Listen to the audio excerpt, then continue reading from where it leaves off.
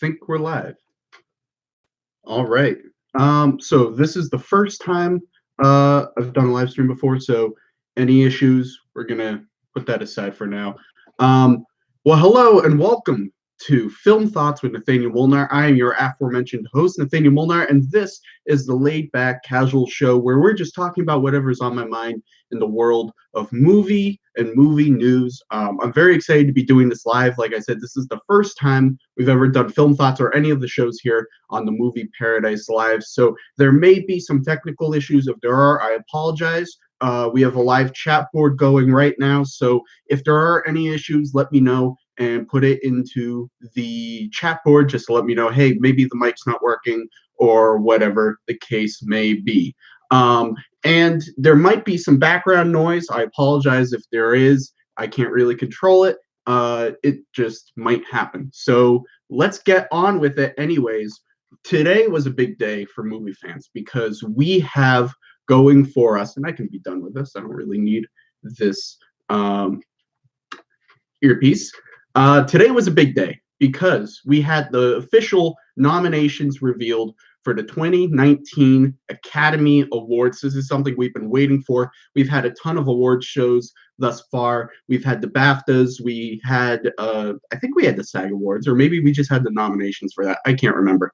Anyways, we've had a lot of award shows. The nominations have come out. We've even had a lot of films win. And so now we have the Oscar nominations for this year's Oscars. So how this is going to work is I'm going to go through the categories and I'm going to talk about what the nominees are and give my thoughts on them. And just a little preface, I'm going to skip over a couple of the categories, mainly documentary short, any of the short films and even foreign films. I'll mention them, but I haven't seen most of those movies, so I have no real thoughts on the nominees, but I'll mention them anyways. For the most part, all the big categories, I've seen the films, so I'll give my thoughts on those nominees. So I have on my phone, I'm bringing up the nominees. So let's get right into it. And I'll just set this right here. So we're set to go. So Best Picture. Best Picture. Let's start off with the big one. Best Picture. The nominees are BlacKkKlansman, Black Panther, Bohemian Rhapsody, The Favorite, Green Book, Roma, A Star is Born, and Vice. Now, off the top of that, I'm going to say Bohemian Rhapsody. This is one that has been talked about for a Best Picture nomination for a little bit. It's been discussed in some circles that, hey, maybe Bohemian Rhapsody might get a Best Picture nomination. And I haven't really been on board with that, to be honest. I like the movie. It's a good movie. I enjoyed it. But it's nowhere near Best Picture material. I just didn't think the movie was anything that great, to be honest. I thought it was a good film, but nothing outstanding. And for it to be on a Best Picture nominee list, that's a little surprising to me. And especially since you have the absence of A Quiet Place. Now, as we got closer to the Oscars, it became more and more apparent that A Quiet Place wasn't going to get nearly as much recognition as, frankly, I believe that it deserved. And there's a few more noticeable absences from A Quiet Place on this the list of nominees for this year. And we'll talk about that as we get going. But the big one I wanted to first talk about, Bohemian Rhapsody. I don't know how you can have Bohemian Rhapsody on this list and not A Quiet Place. So A Quiet Place was just an absolutely brilliantly crafted film. What John Krasinski did on that film is just absolutely incredible. I really think that it has to do with, we've seen this for years and years and years, and we used to lump comic book movies into this prejudice. But obviously with Black Panther, which I'll get into in a second, we can't say that anymore. But there is a prejudice in Academy members against genre films. We've seen this for years. And a lot of times when people claim prejudice with any kinds of films with the Academy, what I always say is, well, was the movie actually one of the best films of the year? Because you can say, oh, the Academy has a prejudice against this kind of film or this kind of film. But 9 times out of 10, those films that people are talking about aren't of the quality to be nominated for Best Picture. In the case of A Quiet Place, it absolutely is. A Quiet Place was one of the best films of the year. Most critics, most moviegoers agree it was one of the best of the year. But I really think the fact that it's a horror movie and plainly a horror movie, really kept it from getting a lot of these nominations, which is very unfortunate because I think the film is absolutely deserving of being on the list. So, Black Klansman's on there, great film. Black Panther, this is the big one. This is the first time a comic book movie or superhero movie has been nominated for Best Picture. The highest award that a comic book or a superhero movie had been nominated for previously was when Logan was nominated for Best Adapted Screenplay. And now we have Black Panther getting a whole slew of nominations, including Best Picture. And I have to say, as a comic book fan, I'm thrilled. Would I have put Black Panther on for Best Picture or some of these other awards? Not necessarily, but the people who are voting in this saw the movie. It's Black Panther is the best reviewed film of the year, and people who watched this movie genuinely thought it was one of the best of the year. So I have no problems with it being on the list. I just wouldn't have put it there myself. But this is a huge milestone for comic book fans and for genre fans. Even though I was just talking about the Academy having prejudice against genre films, a genre film got in with Black Panther. So it absolutely, and I've said this before on the channel, but I would like to reiterate, when we're talking about the success of Black Panther getting nominated for Best Picture now and all the Oscar nominations that's getting and everything, absolutely praise Marvel Studios, absolutely praise Ryan Coogler, absolutely praise all the hundreds of people involved in making this film. But the two movies that we cannot ignore that helped Black Panther get to this place is The Dark Knight and Logan. If we did not have those films, those trailblazer movies, to really start putting it in the public consciousness, hey, comic book movies are actual movies too, and comic book movies can be to the degree of excellence that they are worthy of a Best Picture nomination. Of course, Dark Knight wasn't nominated for Best Picture, and because of that, and mostly because of that, that's why the Academy expanded from 5 to between 5 and 10 nominees per year. And of course, Logan got the Best Adapted Screenplay, which was a huge honor. It didn't win, but it was nominated for, unless if it did, no, I really don't think it won. I could be wrong on that. That's another thing about being live. I can't fact check myself. But Logan being nominated for Best Adapted Screenplay, huge, huge breakthrough. And it was because of those two films that really helped start changing the public consciousness that now we get to Black Panther being nominated for Best Picture. And I have to say, if we did not have The Dark Knight, if we did not have Logan, people would be talking about Black Panther as a great comic book movie, a game-changing film. But I don't think it would be getting all the awards buzz because the public consciousness, the public mindset would still be comic book movies cannot be of that caliber. It can't be. But we had The Dark Knight, we had Logan, and now we have Black Panther. So kudos to everyone at Marvel, to Kevin Feige, to Ryan Coogler, to everyone involved, because Black Panther is nominated for Best Picture.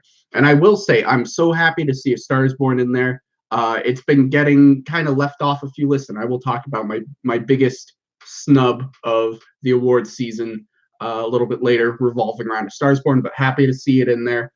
Other than that, no real big surprises. I wasn't positive Vice was actually going to get a Best Picture nomination, but it did, and I got a few other awards that I wasn't expecting. I think the film is very good. I definitely like it.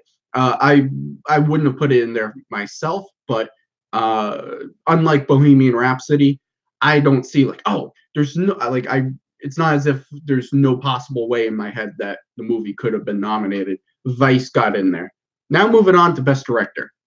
We have Alfonso Cuarón for Roma. We have Yorgos Lanthimos for The Favorite. We have Spike Lee for Black Klansman, Adam McKay for Vice, and the surprise nomination, and I apologize to this director, I'm going to completely butcher your name, Powell Pawlowski, and I'm sure I butchered your name, from Cold War. That I did not see coming at all. He was not mentioned before in really any of the other award shows or any of the buzz or pre-buzz for the Academy Award nominations. He kind of snuck in there. And you know what? Good for him. I will say this is a list that is definitely missing Bradley Cooper. Definitely missing Bradley Cooper. I'd already come to grips with the fact that John Krasinski was most likely not going to be nominated for A Quiet Place. I still think he should have been in there, but he is not in there. And I'd already come to grips with that, already come to terms with that. But the big one is Bradley Cooper. He's been in all the other ones, award shows. He's been nominated for it, and now we have the Academy Awards, and Bradley Cooper is not in there. I'm glad that he got nominated for Best Lead Actor. I'm glad his script that he co-wrote got nominated for Best Adapted Screenplay. And of course, he directed Lady Gaga and Sam Elliott, 2 Oscar nominations, but he himself is not nominated for Best Director. It would have been worse, I think. I think he was more deserving of a Best Lead Actor nomination than a Best Director. I still would have really liked to have seen him nominated for Best Director. But if he had not gotten the Best Actor nomination, I think that would have been the more egregious crime. But looking at this list, the only film on this I have not seen is Cold War. Adam McKay did a good job with Vice. I wouldn't have nominated him for Best Director personally. I would have put John Krasinski over him, but that's just me. Spike Lee did a fantastic job with BlacKkKlansman. Yorgos did a fantastic job with The Favorite. Alfonso, of course, did a fantastic job with Roma. So it's missing Bradley Cooper, and I would have put John Krasinski over Adam McKay, but that's just me. Moving right along, we have Best Lead Actress. And again, I'm going to butcher her name. I apologize. Yalitza Aparicio for Roma. I apologize for butchering that. Glenn Close for The Wife, Olivia Colman for The Favorite, Lady Gaga for A Star Is Born, and Melissa McCarthy for Can You Ever Forgive Me? Overall, good list. Good list. For the Roma nomination, I was not expecting that to get in. I had heard some talk that maybe she would get in at the last second, and she did. So good for her. Overall, I like this. I haven't seen The Wife. That's the only one of these I have not seen. Melissa McCarthy was great, and Can You Ever Forgive Me? It's funny to think that she's getting nominated for an Oscar for Can You Ever Forgive Me in the same year that she did Happy Time Murders. Who would have thought? Lady Gaga, brilliant. Olivia Colman, excellent. Of course, like I said, I did not see The Wife, so I cannot speak to Glenn Close's performance. Overall, no big shocks here. There was some talk about Emily Blunt maybe getting in for Mary Poppins Returns. I thought she was great in that movie, but I personally have no problems with her not being nominated for that one. I'll talk a little bit later about another film she should have been nominated for. But overall, no huge surprises with Best Lead Actress. Now we get on to Best Picture. We have Christian Bale for Vice, Bradley Cooper for A Star Is Born, Willem Dafoe for Eternity's Gate, Rami Malek for Bohemian Rhapsody, and Viggo Mortensen for Green Book. The one that really surprised me, I wasn't positive if Christian Bale was actually going to get, pardon me, I wasn't sure if Christian Bale was actually going to get in for Vice.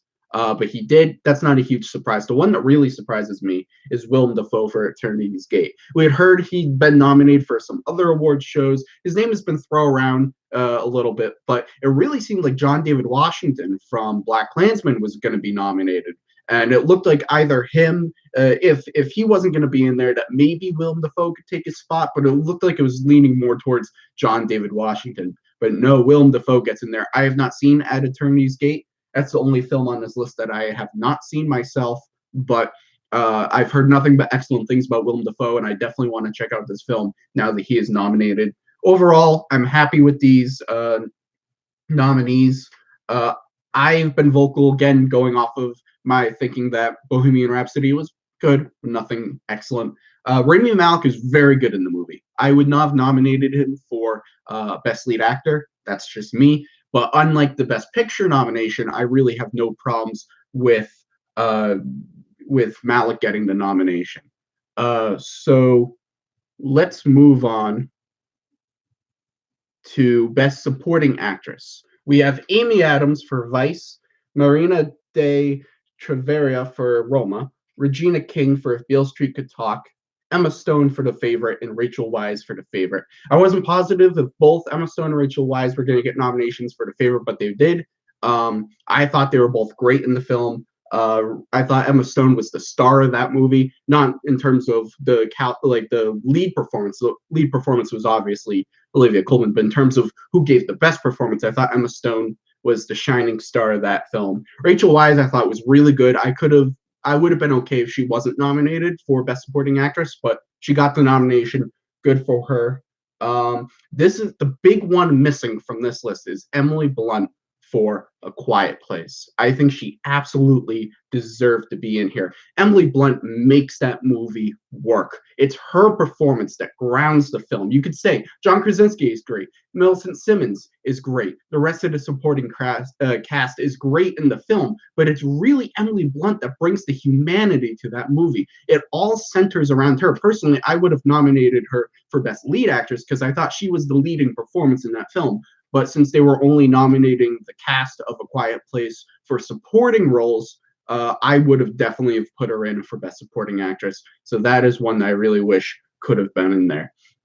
Best Supporting Actor, moving right along. We have Mahershala Ali for Green Book, Adam Driver for BlacKkKlansman, Sam Elliott for Star is Born, Richard E. Grant for Can You Ever Forgive Me, and Sam Rockwell for Vice.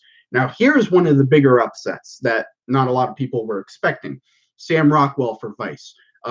All the other award shows, it looked like Timothée Chalamet was going to make it in for Beautiful Boy, which that would have been a very well-deserved nomination. Sam Rockwell makes it in for Vice instead. I can't really complain. I thought Sam Rockwell was great in Vice. I thought he played the role of George W. Bush very well. So I don't have too much of an issue with it. Personally, I think I would have given it to Timothy over Sam Rockwell, but I'm not going to cry myself to sleep that Sam Rockwell got nominated over Timothée Chalamet. The only other thing, I am really glad that Richard E. Grant got in for Can You Ever Forgive Me? Because he was fantastic in that film. I thought even his performance in that film outshined Melissa McCarthy, who was excellent. So I'm really glad he got in there. Sam Elliott, it's looking like I'd say this is between, in terms of who's going to win, this is between Sam Elliott and Mahershala Ali. Mahershala Ali is brilliant in Green Book. Sam Elliott, I think, could take it. He's been winning a lot of the smaller awards. So I think he has a good shot of winning. Personally, I thought his role was too small in the film to really be putting up for all these awards. But the scenes that he is in, he's fantastic, especially, and if you've seen the film, and I don't really want to spoil it, but if you have seen the film, him going in reverse in the car down the driveway, beautiful. So I really think it's going to come down to Mahershala Ali and Sam Elliott for who's going to win. But the big upset and the big surprise of this category is Sam Rockwell for Vice. Moving on to Best Original Screenplay, we have The Favorite, very good screenplay. First Reformed, Green Book, Roma, and Vice. No real surprises here. So Vice was a little bit of a surprise. Vice got far more nominations than I thought it was going to. I thought it was going to be nominated for a lot of things, but I didn't expect it to get as many nominations as it did. But it's got in here, and I'm not going to argue with it. Roma, good, well-deserved. Green Book, well-deserved. First Reformed, I'm glad is in here because that was a really good screenplay. It was a really good film. It got mostly overlooked for the Oscars, but I'm glad that it snuck in here for Best Screenplay. Moving right along to Best Adapted Screenplay, we have A Star is Born. Happy to see that one. The Ballad of Buster Scruggs, which really surprised me. I wasn't expecting to see that one for Adapted Screenplay. BlacKkKlansman, If Beale Street Could Talk. Other than Regina King, I believe that's the only nomination it got. So the two. And then Can You Ever Forgive Me? I'm really glad to see A Star is Born in here. Really glad to see that. I think the movie was excellent. I love the film. It's my favorite movie of the year. So glad to see it get nominated, especially Cooper's screenplay, and glad to see that. Ballad of Buster Scruggs, I am surprised to see in that get in there. I thought the movie was good. I really liked it. I think two of the chapters, because if you're not aware, it's an anthology film. Two of the chapters I thought were not the greatest, but a lot of it I liked. I wouldn't have nominated it for a screenplay award myself, but glad to see it get referenced in here. Best makeup and hairstyling, we have Border, which I did not see, Mary Queen of Scots, which I also did not see, and Vice. So even though I have not seen Border or Mary Queen of Scots, I will say Vice's nomination is well earned. The makeup work on that film is great, and I think even though I have not seen the other two, I think Vice should win that. Moving on, we have Best Costume Design. We have The Ballad of Buster Scruggs, Black Panther, The Favorite, Mary Poppins Returns, and Mary Queen of Scots. Again, I have not seen Mary Queen of Scots, But costume design in all these films is fantastic. I think I'll be rooting for Black Panther because what they did in creating the characters of Wakanda and what their costumes looked like, I thought it was phenomenal. So that would be my pick for that one. Best cinematography, we have The Favorite, Never Look Away, which I have not seen, Roma, A Star Is Born, and Cold War, which, as I said before, I also have not seen. Um, yeah, these are all great. I think Roma might take it for me. I think I might be rooting for Roma for best cinematography. I think the cinematography in that film is excellent. And some of the shots that they pull off, like especially the final scene, and I'm not going to give any spoilers as to what happens, but the main character goes into the water and just listening to Alfonso Cuarón talk about what it went into creating that shot and pulling it off. I think the cinematography is outstanding in this film. So I will absolutely support that one. And Alfonso Cuarón did his own cinematography, by the way. We have best original song is next. We have All the Stars from Black Panther. We have I'll Fight from RBG. The Place Where Things Were, pardon me, The Things Were Lost, The Place Where Lost Things Go from Mary Poppins Returns. That took a couple tries. Shallow from A Star Is Born, and When a Cowboy Trains His Spurs for Wings from The Ballad of Buster Scruggs. If it was up to me, all 5 of these would be A Star Is Born, but that's just me. I'm surprised The Ballad of Buster Scruggs got in there. I think the song is good. I didn't think it was anything remarkable, but it worked for the context of the film. I was not expecting a nomination for it, but glad it's in there. I'm just glad that Star Is Born got at least one because it absolutely deserves to be in there. So moving on to best original score, we have Black Panther, Black Klansman, If Beale Street Could Talk. Oh, so If Beale Street Could Talk did get more than 2. That's good. Isle of Dogs and Mary Poppins Returns. All the scores in these movies are great. I really was hoping Quiet Place would also get in there, but unfortunately it did not. If I had to pick one, I probably need to watch some of these movies then because I saw a lot of these a while ago. Off the top of my head, I'm just going to go Black Panther because the score in that is really good. Best documentary feature. I said I was going to skip this one because I have not seen any of these nominations. Best animated feature. We have Incredibles 2, Isle of Dogs, Mirai, Ralph Breaks the Internet, and Spider-Man Into the Spider-Verse. I think the winner, hands down, is going to be Spider-Man Into the Spider-Verse. I thought there was a chance it might even get a Best Picture nomination, and I think if they'd done more than 8 nominations, and if they did 10, I think that would have probably been the 10th spot, but it didn't get in there, so because they only did 8. So I think Spider-Man Into the Spider-Verse very easily will win Best Animated Feature. Moving on, foreign language film. I have not seen a lot of these except for Roma. I think Roma is very easily going to win, and it might even win Best Picture. We'll have to wait and see on that one. Best sound mixing, we have Black Panther, Bohemian Rhapsody, First Man, Roma, and A Star Is Born. Personally, I give it the First Man because just when you watch the film and you see all the different, or rather hear all the different sounds from the shuttle launch and landing on the moon and all that, that's definitely a lot of moving parts in terms of sound. So I'd probably give it to First Man myself. Sound editing, we have Black Panther, Bohemian Rhapsody, First Man, A Quiet Place, and Roma.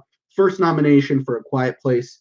It absolutely deserves the sound nominations. I would have put it in for the other one as well because the sound work is the star, other than Emily Blunt, of that movie. So I hope Quiet Place wins for this one. We'll have to see if that actually goes to Quiet Place. Best production design, we have Black Panther, The Favorite, First Man, Mary Poppins Returns, and Roma. I'll give it to Black Panther. Again, creating the world, creating everything with Black Panther. It looked phenomenal on screen, so I'll give it to that one. Best visual effects, we have Avengers Infinity War, Christopher Robin, First Man, Ready Player One, and Solo, A Star Wars Story.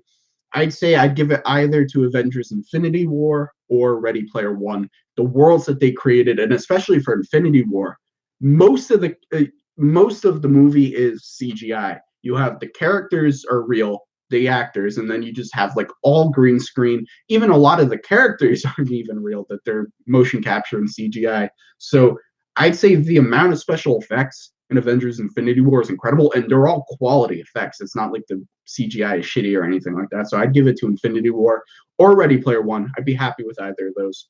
Best film editing, we have Black Klansman, Bohemian Rhapsody, pardon me, Bohemian Rhapsody, The Favorite, Green Book, and Vice. All those films, very well edited movies.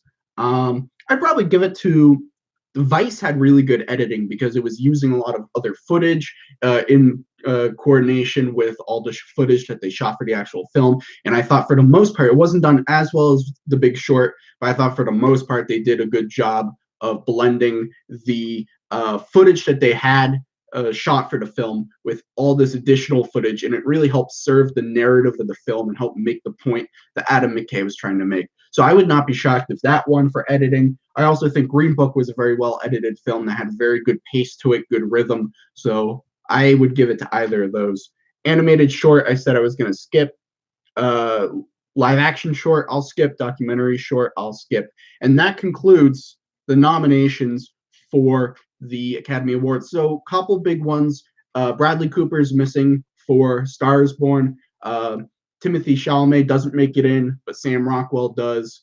Of course, the director of Cold War making it in for Best Director. Bohemian Rhapsody makes it in for Best Picture. A few things that I wasn't expecting, but overall, business as usual when it comes to the Oscars. So let's take a look at the chat right now because we have a few people writing in, and let's see what people are saying.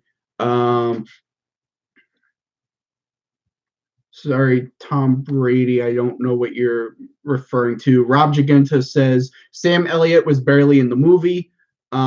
He was not in the movie, and like I said in previously, he wasn't in it a ton, and I personally would not have given it him a nomination. But the work that he does do and the scenes that he's in, I think, are incredible. I wouldn't necessarily equate it to something like Anne Hathaway in Les Miserables, where she had like one minor scene, and that scene was so good that she absolutely had to not just be nominated, but win. I don't think his performance was that staggering that just for the limited amount of time he was on screen that he deserved the nomination. But I personally have no qualms with him being nominated.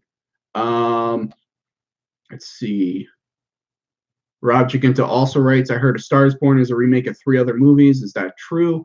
It is the 4th remake of this, or the 4th telling of this story of A Star is Born. Although I think there's one in like the 30s that it's not even about musicians, it's about 2 actors. And then there's the one in the 50s that are about musical actors. Then there's the one in the 70s that is the first one actually about pure musicians, and then now we have this one. I have not seen the one from the 30s, and I've not seen the one from the 70s with Barbra Streisand. I did see the one from the 50s, so I did. Yes, sorry, I lost my train of thought there. Yes, so I only saw the one from the 50s and the new one, and I will say that I think this new one is probably the best of the ones that I've seen. Also, no love for the Meg, obvious reasons. The fact that Slender Man wasn't talked about more upsets me. Well, it was talked about, but probably for the Razzies. So yeah, so there we go with that. So moving on. So those are the nominations. That's more or less what I thought. And I will do a separate thing talking about what I think will actually win when we get to that. But I do want to move on and talk about a couple other things in the world of movies. So we have Glass opened this past weekend. Glass opened in theaters, and I got to see it. Before we went and saw it, me and my friends, we watched Unbreakable and we watched Split right before, so we could go right into Glass. And I really wanted to watch Unbreakable and Split again to watch it from this perspective, because when I saw Unbreakable for the first time, we didn't have Split, so I wasn't watching it in any sort of a sense other than this is one isolated film. I saw Split twice in theaters, but I hadn't watched it since watching Unbreakable again, and I certainly had not watched it 2 back-to-back. So it was really cool to go from Unbreakable right into Split and seeing how the 2 are similar, seeing how they're different, and then, of course, we go right into Glass. And I will say this. I really like Unbreakable. I think Unbreakable is a really good film. It is not my favorite Shyamalan film, but Sixth Sense is my favorite Shyamalan film. But uh, I really like the movie a lot. Split, really good. I think I'd give the edge just to Split over between the two. And I think that was a question of the day on the Movie Paradise Instagram account a couple of days ago. I would give the edge just barely to Split. And then we have Glass. And not to get into spoilers at all, um, Glass is very underwhelming. I'd say when you watch Split and you get to the very end and it's revealed, oh, there's Bruce Willis, that's David Dunn, and this is part of Unbreakable. There's a lot that builds up a lot of what the next movie should be, what this all means, and I remember leaving the theater after seeing Split, and I was completely energized, and I was like, hell yeah, I'm so excited to see this is tied into this. Shyamalan's a brilliant man. I can't wait to see the next one, which turned out to be Glass. And like I said, Glass is underwhelming. It made me realize that the prospect of having these two films cross over in the way that they have, or the way that they did, I think the prospect of it is better than the reality. Because when you actually see, the Split, the character from Split, James McAvoy's character, Kevin Wendell Crumb, and then you see David Dunn, and you see Mr. Glass, and you see all these characters merging, and the worlds of these two films colliding and converging. It it doesn't exactly work. It feels forced, and I know that Shyamalan had incorporated the whole Split storyline into Unbreakable from the beginning. So it's not like he was just taking, oh, let's have this movie, and let's combine them. It wasn't that. It was very much the story of Split was embedded in the story of Unbreakable from the beginning, but he had to separate them and then later decided to go back and try it out and combine them. But the problem is that Glass feels like a half-baked film. It does not feel natural or organic that these elements are coming together. And I think because of the execution of the film, there's a lot of great ideas, and I like the ideas that Shyamalan brings to the film, but the actual execution of it, it doesn't stick the landing. And the result is that I'm watching these moments that should have a lot of emotion to it and pack a lot of punch, and it doesn't. It doesn't hit home the way that it should. It doesn't, like, there are certain reveals in the film, especially at the ending, and again, I'm not going to get into spoilers, but these moments should mean more than they actually do. And I think it's because Shyamalan somewhat dropped the ball when it came to the execution of the film. So uh, good ideas, kind of butchered a bit of the execution. I think it's a slow film. It could have had better pace. It could have been shorter. And while Samuel Jackson is great in the movie, and he's my favorite part of the film, while James McAvoy is great, I will say, though, about James McAvoy's character, I much preferred him in Split, because I think as the movie kept going and going and going, I started to get a little bit tired of the shtick of James McAvoy's character. It worked great in Split, because I think the film had more of a horror tone to it that kind of complemented his performance. In this, it doesn't have that horror tone, and so I don't know, it just, after a while, I was like, okay, he has split personalities. I get it. You shine a light, boom, he changes personalities. I get it. It just kind of started to wear thin after a while, that, it became a little bit redundant with his character. And of course, Bruce Willis doesn't have much to do in this film. He's very minimal lines. He's very much pushed to the sidelines in the background of the film, which made it strange, because this is trying to be like the culmination of these two films and try to bring the whole trilogy to a close. And it's weird, because in Unbreakable, he's the main character. He is the one leading this, and then when we get the Split, he is the one who ties the two together. And then for his storyline and his character arc to be so pushed to the background was disappointing, because it didn't feel like it organically or naturally or in any sort of a satisfying way wrapped up his story. And I know everything I'm saying now makes it sound like I absolutely hated Glass. I did not absolutely hate it. I gave it a fresh review. I gave it like a 3 out of 5, I believe, which is a fresh rating. but it was a very disappointing movie. It was a very underwhelming movie, considering where my expectations were, especially coming out of Split and knowing, oh my God, Split and Unbreakable, they're in the same universe. We're getting this third film now. Considering where I was coming from at that point to the film that we actually got, it just felt very underwhelming. And I think I almost would have rather we didn't even have this film. I think the idea of the two, like I said, the idea of it is better than the actual reality. And the leaving Split off with it being connected to Unbreakable and leaving that as its own thing and not even having this other film, I think that might have been better because it does feel a little bit tainted after this movie because I watch and I go, eh, you know, it didn't wrap anything up in the way that I wanted it to.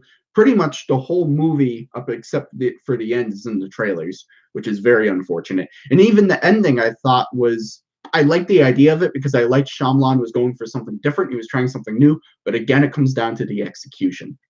I really think Shyamalan should try maybe not writing his own movies.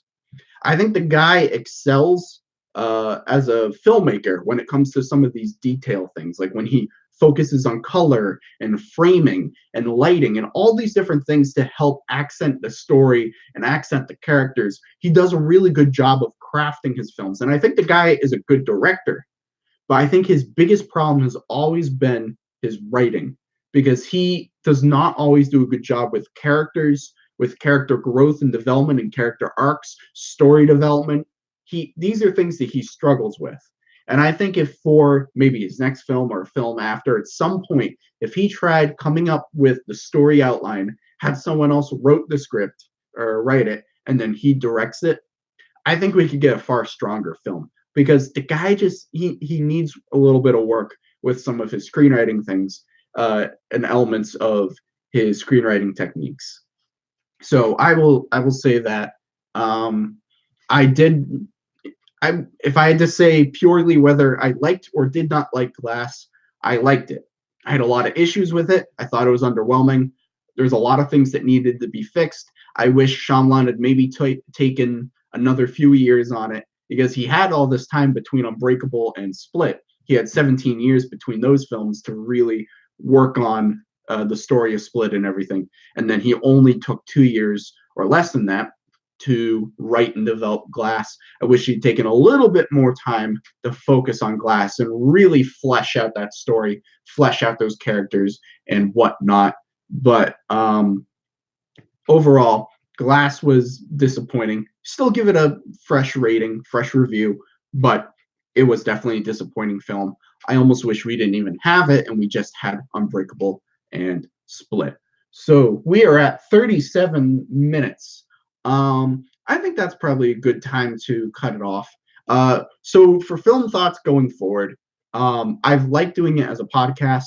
I really want to start doing it as a live show because I think that adds something to it. And I've hoped for people watching live or people watching later who watch this show as a pre-recorded video. I hope maybe the live element adds something for you. Please, in the comments section, let me know what you think. Do you think that I should keep doing this live? Should I go back to a podcast? What do you think? Because I want to tailor this show to make it the best thing possible for you to watch. So please let me know what you think of that. And if everyone thinks that this went well, and I thought so far it went well, I think obviously as anyone who's trying something for the first time, I need to make some changes as to how I present myself for a live show. But overall, I think this went well. And I would like to try to set maybe 2 days a week to do a live show for film thoughts.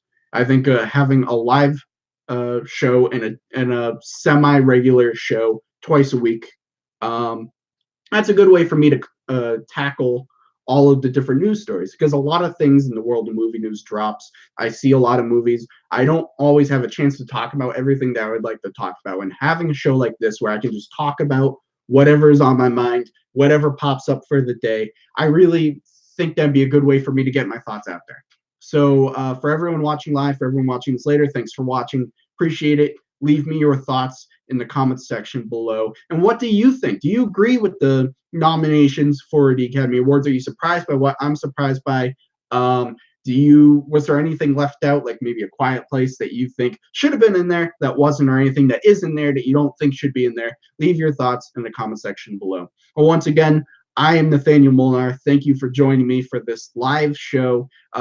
Be sure to like, comment, subscribe for more content. Be sure to follow us on all of our various social medias at Movie Paradise 99.